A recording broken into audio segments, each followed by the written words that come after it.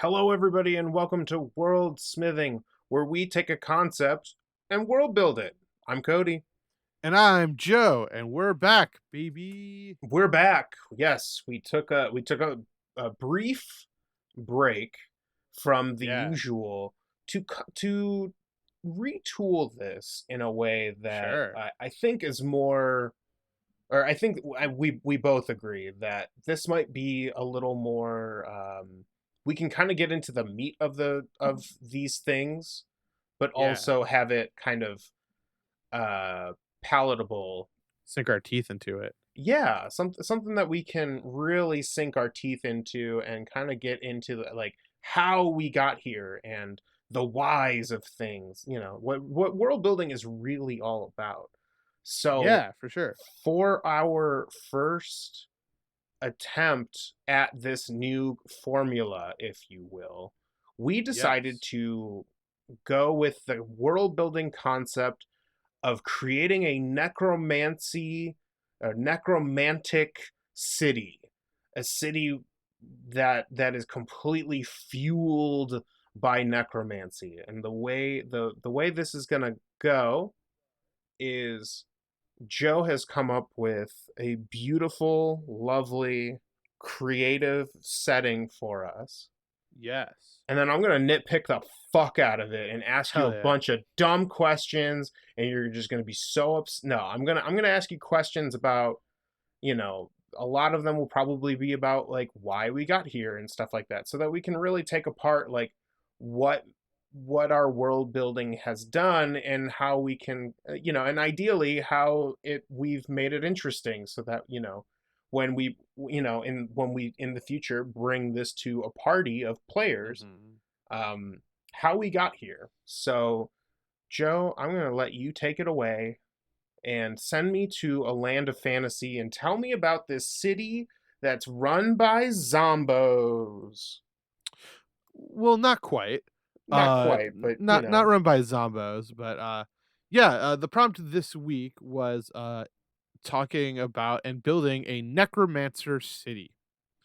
Um, so the way that I kind of approached this was a description of, kind of like a brief history that your party might get, and sort of some description of it as they walk into the town for the first time.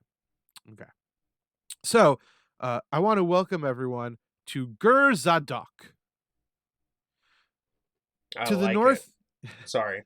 no worries. I'm getting big old dramatic breathing. Yeah. Okay, so to the northeast corner of the Kenil province sits the mysterious city of Gurzadok. To many, it is a cursed place that none should ever go. It sits in the center of the Stoke Cook Wilds, an untenable forest that is seemingly unpassable by common folk. Occasionally, the forest will open its doors for trade, but for many, it's impossible to find your way even through the outer realm. It is said that the gods put a curse on the forest, and that nothing stays dead there. A perfect place for Gurzadok to take root.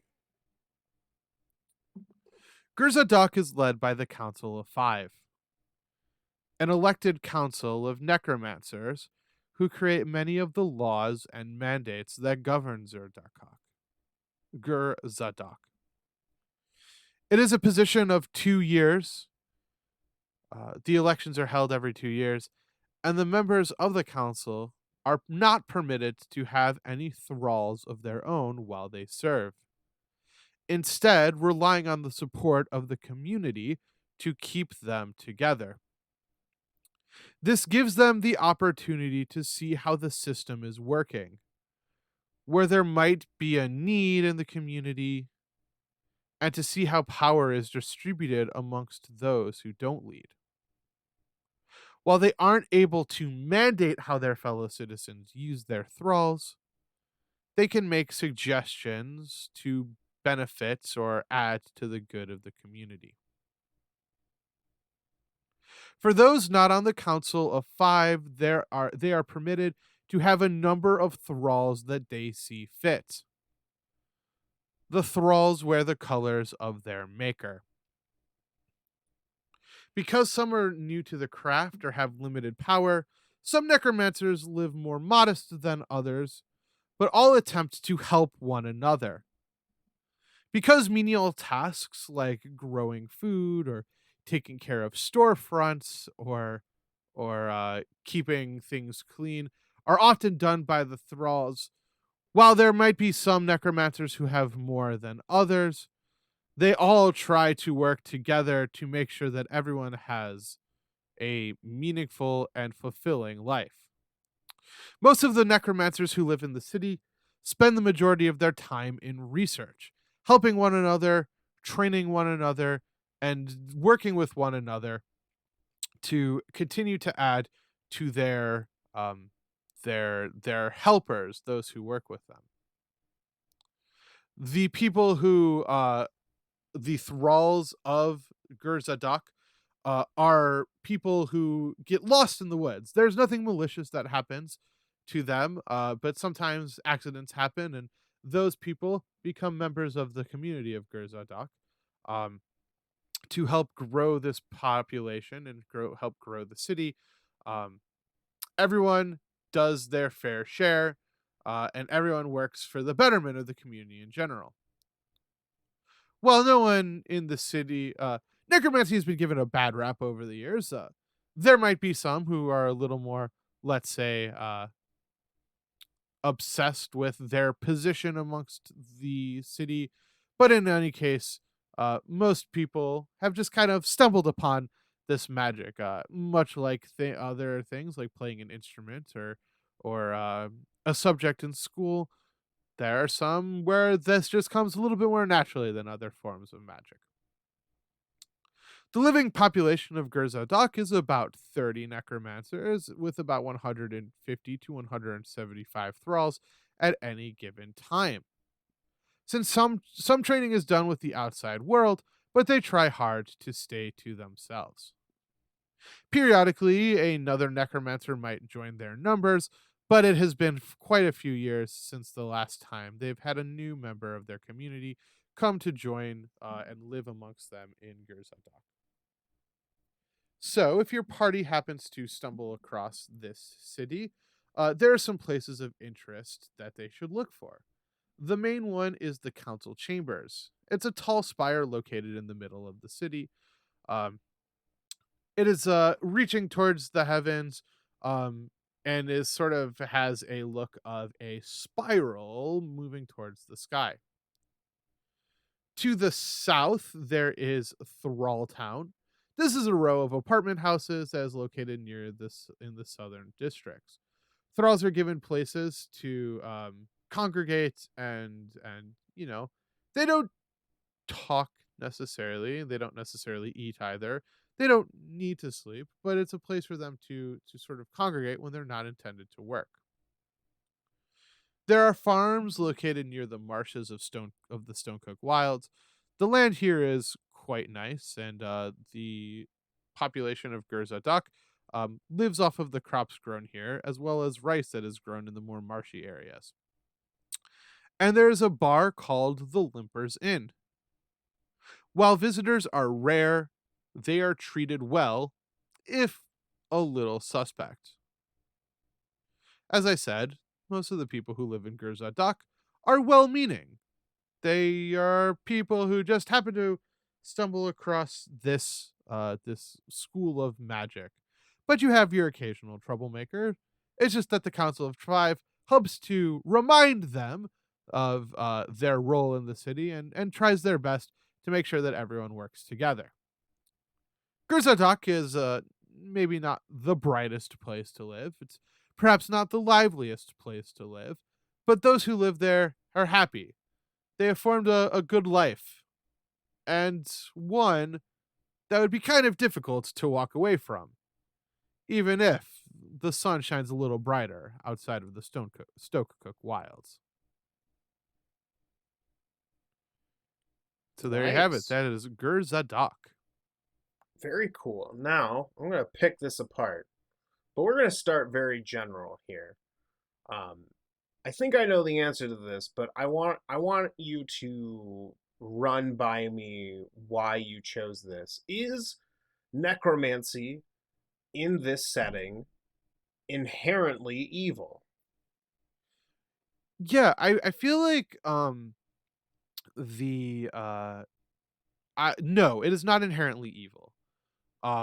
I was thinking of magic as kind of like subjects in school, right? Like, everyone Right. is kind of natural, like there are things that one can learn about, and there are some things that people might be a little bit more naturally gifted towards. Um while those who live outside Gurza Dock might not be the happiest with necromancy, it's not necessarily like you're going to be run out of town on a rail. Sure. Um there are, maybe some more rural places might be a little bit more suspect of the school of magic, but in the capital city, you have your occasional necromancer here or there. But in Gurzadak, they are, um, it's not necessarily evil, just because I feel like necromancy being evil is like maybe a little like lazy. Yeah, Um, it's a fantasy trope because of the way we've written necromancy, and by design, the fact that it's kind of dealing with a very sensitive subject, corpses and the spirits of people, and like it's kind of like, it necromancy being by nature evil kind of feels like, well, we've done that already. yeah, I mean, it's also like saying like all orcs are evil. Yeah, It's just like 100%. make it a little bit more interesting. Yeah. So my next question is, how is this place not something that people just want to burn to the ground? How do the people or the world justify this place's existence? And yeah, I'm curious to hear how this place survived, basically, is what I'm Okay. getting at. Cuz like the way you described it, it sounds like um it sounds like the forest plays a huge part of that, but I wanted to hear your thoughts the on this. Yeah, so it's my kind of estimation or my theory that Gurzadak was founded, and then perhaps uh there are there might have been a druid or two who was helping out to create kind of like a thick, difficult to control forest. That was kind of what I had seen as sort of the major thing keeping them safe. Okay, I think is the that forest that's like yeah, wild and, I dangerous to think be that in. I think that initially Gurzadak tried very hard to live, like not necessarily have any protection, but there were enough members of the civilization of the, I believe it's the, I called it the Kenel province. Sure. Yes, the Kenel province, that were not super, they were kind of suspect. It's like, oh, well, one necromancer living in the town, like not a big deal. But like, why are 30 getting together? why Sure. are why are 30 congregating? And so they were just kind of like, no, we're just like looking for a place where we can just study together and work with one another, and like kind of just live our lives in peace. But people were getting suspect for it, and so that's when they reached out to maybe like a cleric or a more likely a druid to kind of give them that level of protection. As I Sure. said, periodically they will open their doors, and it's not impossible to get to the city if you know the way. Um, so Okay, like a Lost Woods and Legend of Zelda vibes. yeah, like Like if you go the there are right way, you'll get there all the time, but like sometimes they make it easier for people to get through. yeah, there are like trip tips and tricks and Are you things telling like that. me that there's a Prima strategy guide for how to get to the city? Oh my god, 100%. Okay, cool, cool, If you cool. sign up for Jotendo Power, Ooh, I love um Jotendo Power. yeah, it's a good magazine. Bad ads, good magazine. So, question for this is kind of a follow up. Yeah, yeah, yeah. what stops the forest from destroying the city? You know, Or is there like some kind of like, yeah, like I'm curious because like the forest is a natural protector for them because of its wild unruliness. But what is it yeah, about this place that's protected by the forest and not just we happen to also be in this forest? I feel like the Also, for those of you listening who might be yeah, like, yeah, yeah, "Damn, this these are some fucking pointed questions." There are no wrong answers when you're world building. I'm just curious exactly. as how Joe got there because I think that's like the big part about world building is like, like cool, like like the city's protected by this wild magic forest, like dope. Why hasn't the forest eaten them up? So like these are the Yeah, questions you kind of ask yourself as to avoid your players asking that and you being like, I don't have an answer for sure. that. Yeah, I think that it's a combination of the druids who initially helped them create, like, maybe beefed up the forest a little bit, Okay, had a level of protection, if there is a healthy respect for the forest, got right? it. Okay, so So there's a they have the farms like near the marshes of the Stokecook Wilds, but they're yeah, not necessarily going to chop down the trees of the Stokecook Wilds. sure. It's Okay, kind of a détente with their neighbors. In this case, the neighbor just happens to be a magical, potentially wild forest. So cool. Okay, yeah. So they got some very cool like commune druidic vibes as well. yeah, my whole thought process for this was, you know, uh, with these thralls, um, like almost to think of them as maybe robots in like a Sure. sci-fi thing where it's like it kind of removes like that the necromancers who live there can focus um studying and learning and working with one another, and so I wanted to have something of a commune vibe. Sure. Yeah, yeah, um yeah.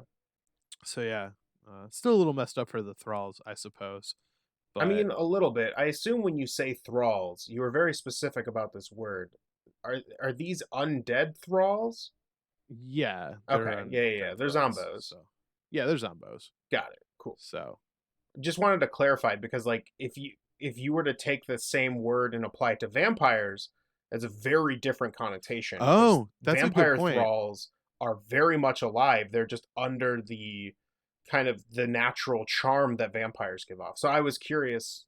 So yeah, Also, also, there's kind of like an unspoken rule in the community where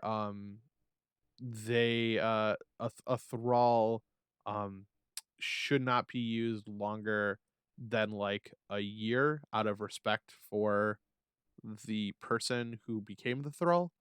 So interesting. eventually that body is laid back to rest. Um so yeah, there's some respect for there's respect for the thralls that are being they've given a year of their service, and so they're allowed to return to the earth. So Okay, and so this kind of you kind of answered the question, but I kind of want to hear more. What laws in this city are unique very specifically to this place due to the fact that it is a necromancy city, yeah, other than I the think one that you just provided? I think there's a big one, which is the rule about thralls not being able to there are a necromancer is not allowed to control the thrall of another necromancer, which is why they are stingent on wearing the color of the person who made them. That being said, one can like loan their thrall to another necromancer who might need a little bit more help or a little bit more support. Um, but it is considered improper to take control of another's work. I think the sort of third big one is that there are some taboos, which is you will not be allowed to make thralls out of children. Is kind of a big one. There are no pet thralls. Um, it's simply yeah, men and women, um, and then they sort of do their year of work, and then they are returned to the earth. So So I did have a final question, but I need a follow up for something that's yeah, been brought up a couple times. So if thralls have a one, basically they have 1 year to yes. do their master's bidding, and then they got to go back. How often do people die in this forest where you can replace 100 zombies in a year's time?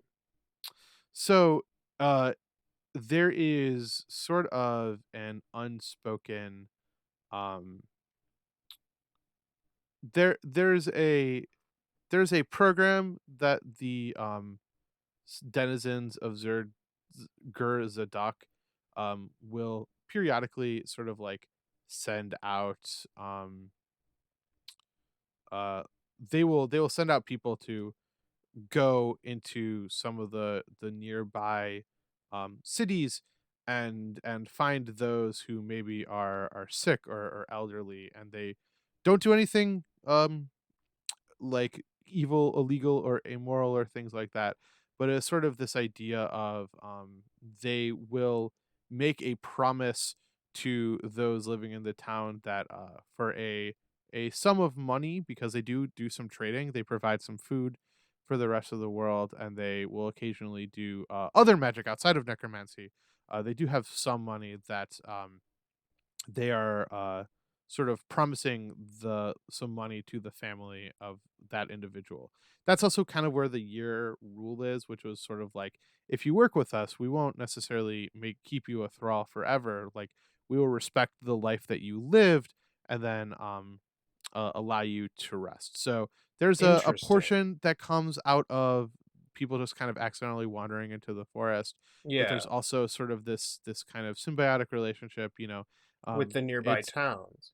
you know, they're very upfront about it. They're very open about it and things like that. Gosh, But what a cool idea to just be like in a fantasy town and there's just this guy with dark robes on and a fucking giant ass cart that he's lugging around, just being like, "Yo, you guys want some money for your dead bodies? I got a ton of room in here." And like people are just like, "Yeah, that's just how things work." Like these guys, sure, they live in that weird forest that like kills people, but like yeah, they'll give us like food and money and shit if we just give them corpses that we don't need anymore. Like, but they're very respectful about it. Like sure. they recognize, so this isn't a job for everyone, mind you, but yeah, they're very respectful. They understand that the people who help them lived full lives, and are trying to respect that. Yeah. So And that's kind of cool too because like I don't know if this was your intention for this, but it creates a cool plot hook to get somebody to go to this forest, right? Like yeah, for if you sure. see this person in like say you're in like Carnelsville that's like a couple of towns south and like you've got one of these guys who's like bring out your dead ringing a bell and like handing out food and money and people are dumping corpses like that's an interest to be like, oh, these people deal in dead, like maybe our MacGuffin is there and like you can, yeah, like that's an, I don't know if that was your intent but I like that idea. And it's, you know what? Can I say one of the fun things about this is that's kind of the happy accident of collaborative world building like this. Yeah, and I think that's like the cool thing about world building too is like you ask enough of these questions and you'll put connections in your brain being like, how do I put this in my world? And you go, oh well, the only way that they would be able to do this in a way that would be not only like beneficial to them but also like not being super cruel and unusual to the corpses of these individuals, like they have this 1 year rule where oh, we have to like continually find new bodies so that we can keep up our surplus so that we don't like accidentally run out. at some Yeah. point. So like it creates happy little moments where that those kinds of things can happen. And then my last question, and this might be a running theme for this. I don't know. Who it depends. I guess it depends on the subject. But what kind of quests would be available to a standard adventuring party at this Necromancer's city? Yeah, I think that there's a couple that spring to mind right away, which is perhaps there's an element of the forest that's getting a little unruly, that needs to be addressed. Perhaps like a creature coming out of the woods or threatening. So because it's not the necromancers themselves who are heading in there, they aren't necessarily violating this arrangement or this respectful arrangement. Um, I think that you can always have like a potential like a mystery element, a someone's thrall has been sent missing, or perhaps someone is not necessarily contributing to the good of the community, and so the party has to investigate what might be up with this. um and then a third one I think could very easily be there it's a necromancer who is studying an aspect of the craft and just needs to get some weird wackadoo stuff Sure. to continue their experimentation, and that the party has to go and find that for them. um Cool. so yeah, those are sort of my big three potential plot or quests that could come out of Gerzadok.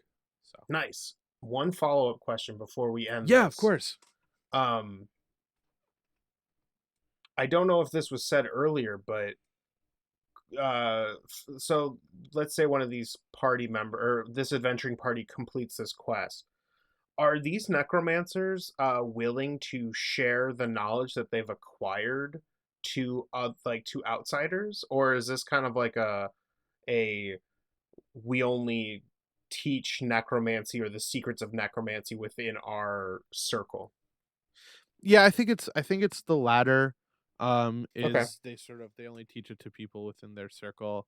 Um Now, what and if I once was a again, really good friend with the five, though?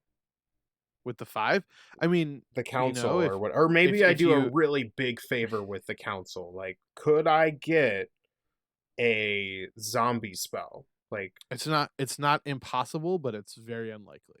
got it. So, All right. yeah. Well, that's great. I like. I will butcher the city's name if I try to say it myself. So I enjoyed this necromantic city, and I hope that you, the audience, also enjoyed not only listening to us kind of world build something, but then talk about kind of the world building The mechanics and process. questions. Yeah, the Yeah. process, if you will. And it's interesting because it's like some of those things kind of just came on the fly. Yeah, Some of it was, huh, that's an interesting question that I was not expecting, I know. coming from That's Cody, which I think it's as he said, these are things that are gonna like come from your party, right? Like the yeah. question, These well, are the questions that are going to be asked. why hasn't the wild woods like completely consumed this town? Like, yeah, I didn't think about that either. Oh well, it's because of druids. Boom. Next Yeah, question. and now Uh, you've introduced a new concept that has made that place like even more interesting than it already was. yeah, for So, sure. why, even though the idea will be one of us will be bringing a concept that's been partially world built, the idea is that when the other person goes and asks these questions, we're going to expand upon that and then, of course, take these things how you will, but that's how the world building process goes. Although in most cases it's kind of like you do it by yourself, but it's interesting to do it in this kind of collaborative way. Yeah. And hey, Cody, Yeah, if people heard this episode and they wanted to learn more, where's a place that they could learn more? they could go to our website at www.fandomroulette.com, where all of our episodes go live as they're being put onto the World Wide Web. If you scroll down past the our bios of like more info about us and like the Twitch stream, you can get to a little Dropbox or a little form that you can fill out with your internet tag, and just, ideas that you have for our next world smithing idea. We would love to hear your ideas and expand upon them and kind of talk about the very nature behind those concepts. Yeah. And since we're going to be doing smaller in case, so we're not going to do another Necromancy City next time. Yeah. We have moved on from this. We may return to it later, but um, for the format from here on out, it's going to be one singular topic each time. So there's more room to ask us, like, hey, what would you do in this case or that Dot dot case? dot. Yeah, Yeah. for sure. And hey, Cody, if people want to share this episode with a friend, but they don't use the same podcatcher, what are some podcast apps that they can find us on? We are everywhere. We are all seeing, and we're on YouTube, SoundCloud, Spotify, iTunes, Google Play, Stitcher, or Google Podcasts, I think. I don't know what it is called anymore. Um, we're also on basically all of your RSS podcatching apps that you can download. All you got to do is search Fandom Roulette. And hey, Cody, are there places where people can reach out and say hi or send us a funny meme, like on a social media platform or something like that? Oh, yeah, we got a couple of those. If you want to tweet at us, you can hit us up at fandomr_podcast. That is our Twitter handle. And if you like Facebook or Instagram, you can search us there at Fandom Roulette. Also, please remember to like, rate, review, and subscribe. Yeah. Ring the bell, tell a Yes. friend, leave a comment. Anything that you do along those lines kind of helps us move up the ranks. And And let uh, us know what you like about this stuff so that we yeah, for know in the sure. future what to give to the audience. Yeah, and um, we know that there's lots of podcasts out there. So we want to thank you for spending some time with us this evening. And, or I guess whenever you're listening to this, it's evening when we're recording it, but spending time whenever you run across our magical little world here. Um, Thank you for joining us. Uh, Yeah. and signing off for Fandom Roulette, this is Joe. And I'm Cody. And as always, stay nerdy. Stay super nerdy.